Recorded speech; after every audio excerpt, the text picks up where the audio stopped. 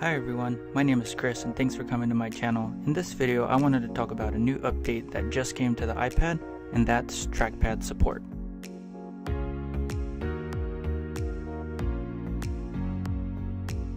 iPadOS 13.4 is bringing trackpad support front and center, and I think that's going to spark a shift in the way people use their iPads.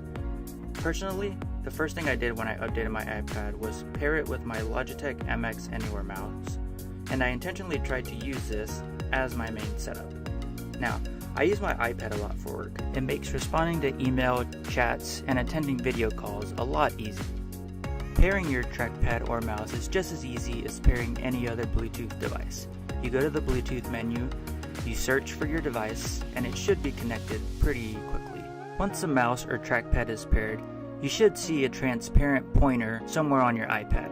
So here I just opened up a new note in the Notes app, and you can see the transparent pointer there, and you'll notice that whenever you don't use it or you don't move it, it disappears.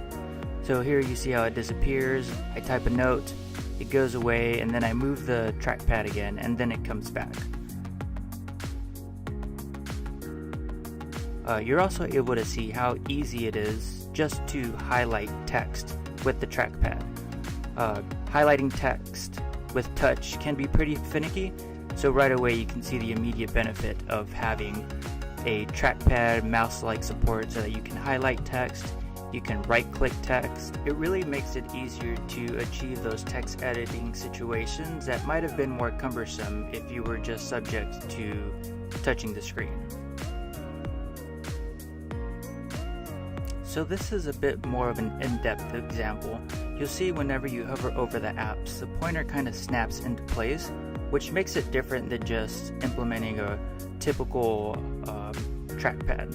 So right now I just opened the Brave browser. I'm just going to go to a website which coincidentally is my website. So just clicking around, we'll click on the blog.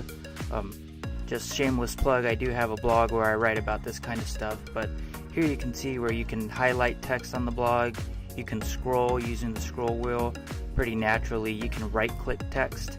So I just copied a link here, and you're just able to scroll, you're able to highlight and select text, things that are typical to a computer or something that you would do on your Mac.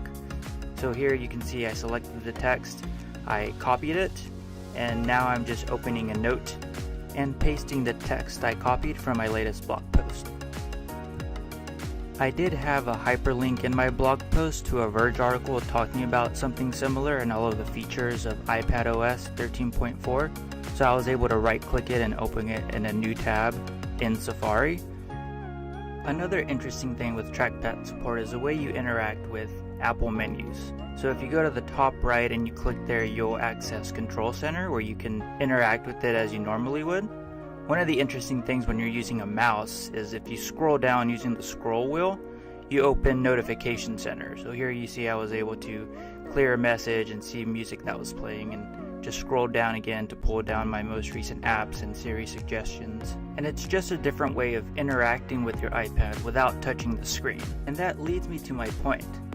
I think this iPad update is going to change the way that people use their iPad, but I don't think it's enough to get people to replace their computer, especially at this price point.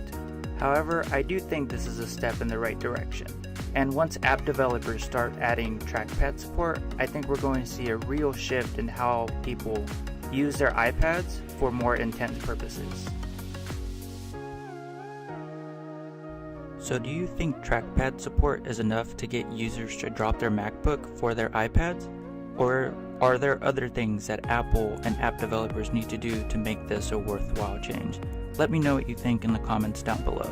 My name is Chris, thanks for watching, and I'll catch you in the next one.